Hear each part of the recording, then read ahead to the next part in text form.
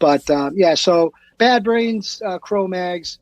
But yeah, like the New York scene was really a lot of the stuff sounded alike, and the Boston scene at the time did too. You know, I mean, I think the DC and the West Coast scene, the DC scene really was unique in that, and the way that all the different bands kind of, because some bands weren't even like punk bands or they were just kind of like they were just like eclectic, you know, where you'd have like brass instruments and stuff and cellos and it was just really cool, man. It was. And so I think it was, and it happened later in the New York scene. So there was a period in time where it was less melodic, right? It was, I think that a lot of the Discord bands and the DC bands had a certain melody to them. And with some of the New York stuff, your melody was usually just at the chorus, right? Yeah. And it was usually like gang vocals and those kind of things, but definitely less melodic, where some of the bands that came later in the scene were more influenced by metal.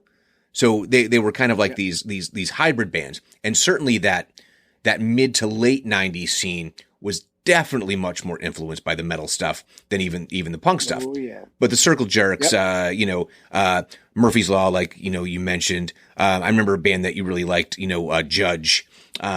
Those were more like the sing-song vocals.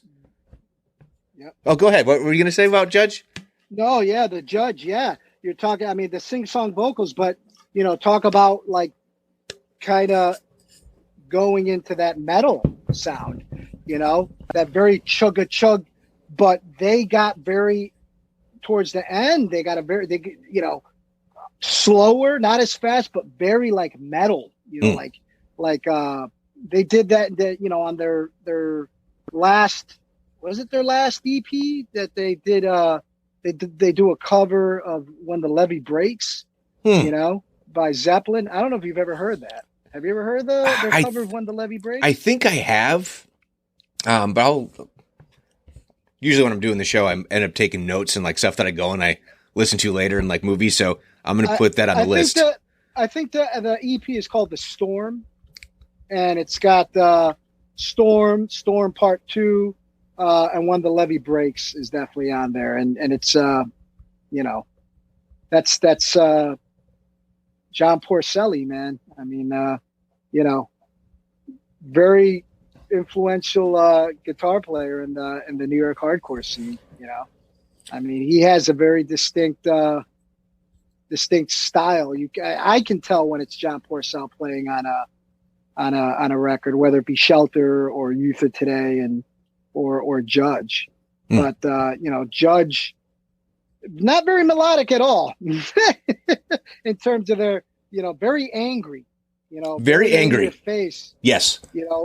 And I think that was the downfall of that band, because the message they were putting across wasn't the message that people were getting. It became the scene got very violent, and it took a toll on Mike Judge, and he just abandoned it. He's like, I'm done, man. Like, he didn't want to do this anymore. That was before our time going to shows. They used to play a lot at the Anthrax in Norwalk. I had never been there when it was around. I'm not sure. They might have played in New Haven at some iteration of the Urban Jungle or the Rock Bar or the Moon or something like that. But that's not a band I got to see. But yeah, man, you were going with I think you were trying to lead towards what the scene became with the harmonizing, and I think I know where you're going with this.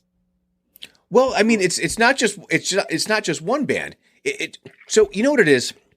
So I was very much, and it's almost, embarrassing because of kind of what it became, even though I probably liked most of it. But nu metal came out of the hardcore scene, Yep. And I'm thinking of bands like BIOHAZARD and Sick of All. Yep. But they also had melody, right? So it was very rappy, in the vocal delivery, but it always had to have a thread of melody, either within the music itself, bass lines, guitar leads, choruses, etc. And those bands, Sick of It All, not so much. Biohazard definitely got the label of sellout, right? By going ahead and incorporating in musicality, which shouldn't be foreign. A band like Life of Agony. Okay. The sickest show I ever went to was Life of Agony. I mean, just... Was that in Boston? That was in Boston. Have I told you this story before? No. All right. Where did you see him in Boston? So I'm forgetting which club. It wasn't at the Rat. The Rat was closed by then. So it was either one of the, the Avalons or the Axis or whatever it is. So my roommate at the time, so Nicole was one of my roommates, and there were these 3 other Irish guys. Okay. Mike Murphy, Sean Bro, and Jamey Geary. Okay. So Jamey was a Boston police cadet. Okay. And he was, I don't know, 5'10", probably 205 muscle, right? And Nicole and I find out, Life of Agony's playing. He's like, oh, dude, I want to go with you, right? So he's super psyched, right? He goes, I'm going to bring a couple of the guys. So we're like, sweet, we're going to go. And it's Life of Agony and God Lives Underwater. And we get there, and I am not at all interested in this pit in the slightest. I'm looking at my boy over there with his crew. Shirts are already off. I'm like, oh, my God, somebody's going to die tonight. And God Lives Underwater comes on first, and the lead singer walks up to the microphone, and he goes, hello, we are God Lives Underwater. Good luck. Oh, and boy. It just turns into we'd been to enough hardcore shows, okay? I've seen pits. This was like nothing you've ever seen. And maybe you have, but it's almost like I'm thinking like the Walls of Death that you see now. I mean, This was just fierce. And there's my boy right in the middle of it, mixing it up. And I'm thinking, this guy's going to be a cop, right? So again, I'm standing in the back, and like this kid behind me just starts like trying to like shove me forward. I'm like, dude, you're not going out there. Don't push me, right? And like he pushes me one last time. I turn around. I go, dude, you see that guy? Right in the middle of the pit, right there. You see the kid with like the Grim Reaper tattoo on his pec? That's my roommate. So if you want to keep this shit up, we can do this. But dude, we're done. Don't shove me again. And he's like, we're good. But that whole night between God Lives Underwater and Life of Agony was just absolutely the fiercest, sickest thing. And Life of Agony were on freaking point. And it just showed there was that ability to be super heavy, but also very, very melodic. And I've always been drawn to that. And if you can hold a note and really belt and really sing, which by the way, I mentioned, both Evan and Lou from Biohazard and Sick of All can actually carry a tune. You know what I mean? You're never going to confuse them with, Frank Sinatra, but they still have that musicality. And Gorilla Biscuits, Civ, Anthony, I mean, just can sing. But the scene definitely began to, I think, open up. So at the same time of us going to see bands that are not necessarily melodic, Integrity is not melodic, Snapcase is not melodic, and all that. But one of our favorite bands of all time, very much part of the New York hardcore scene, probably more punk than hardcore, but certainly had their elements, and that's a band called Black Train Jack. And we can't have a conversation without mentioning them. So there are some local punk rock heroes in Connecticut. For anyone who doesn't know, there's a band called Big Mistake. And Big Mistake were actually, for that scene at that time, kind of a curiosity. They had a female bass player, which wasn't necessarily super prevalent. It wasn't DC.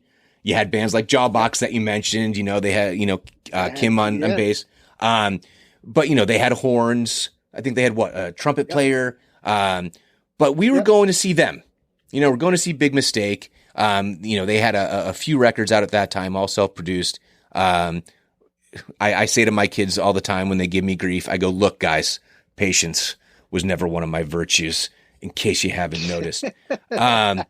So Carlos and I go there, and the opening act is Black Train Jack. Never heard them before. At least I hadn't. I don't think you'd heard them before, right? Nope. No. And was this the first time we saw him with Big Mistake? Yeah. Or was the first time we saw him with Spring Hill Jack? No, with Big Mistake, because we didn't even expect them, right? And I honestly didn't even care about Big Mistake after that. So the opening song, they come out, and so on their debut record, the opening is Lou Gehrig, right? Yep. His big speech today, and they start off with that, and they jump into this song Time, and this guy is singing, and they're heavy, but they're melodic and big choruses, and we just looked at each other like, holy shit, who are these guys? One of the, I think, singular, just really, truly special moments for me as a music fan was seeing them for the first time. It was literally this kind of like transformative moment, because they were like nothing else that was part of that scene at that time. Black Train Jack, at that point, we saw God knows how many times. I mean, if they were playing somewhere within 2 hours of us, we were going ahead and see them. And guys, if you have not heard this band before, just this year, their second album became available on Apple Music. Finally. Right? And on Spotify. I never understood why, man. It was just no reward. Yeah, it's ridiculous that You're Not Alone wasn't out. I couldn't understand it. Got to be a Roadrunner thing. So they were on Roadrunner Records. They were on Roadrunner. Yep. Didn't fit in with the rest of the bands on Roadrunner at all. And if you think about when the BIOHAZARD, it was BIOHAZARD, the Typo Negatives, Fear Factory was on there, right? Fear Factory, all those bands, and then there was them. Yeah, completely different. But go and check them out, both of their records. But so what are your recollections? I mean, just in that moment, seeing them, we kind of never looked back. I remember that day, that night. It was a Saturday night. It was me, you, and Jay Golak. Jay Golak was with us. We went to the Boiler Room. The Boiler Room. It was the last show at the Boiler Room. I don't know if the bar was closing down or if they were just not doing shows anymore. But that place isn't around anymore regardless. But yeah, wow. Jay Golak went with us. And Jay Golak hated it because Jay Golak is not into moshing and this and that and this and that. And we had gone, because I was a big Mistake fan. I saw Big Mistake when they would play Central. I went to those guys were all the members of the band went to Central. Mm-hmm. The drummer Rob Garbowski was in a couple of my classes, and he was best friends with one of my good friends in the theater department at Central. So I used to go to a lot of shows with him. I got to meet some bands because of him. But yeah, it was the opening band. The anticipation of going to see Big Mistake completely went out the window once Black Train Jack came on. And it was this heavier set guy coming out and singing. And then this tall, lanky guitar player with a real badass Alpine white Gibson Les Paul custom that the only two other guitarists that I had ever seen play them in not even in person were Randy Rhoads had one. Yeah.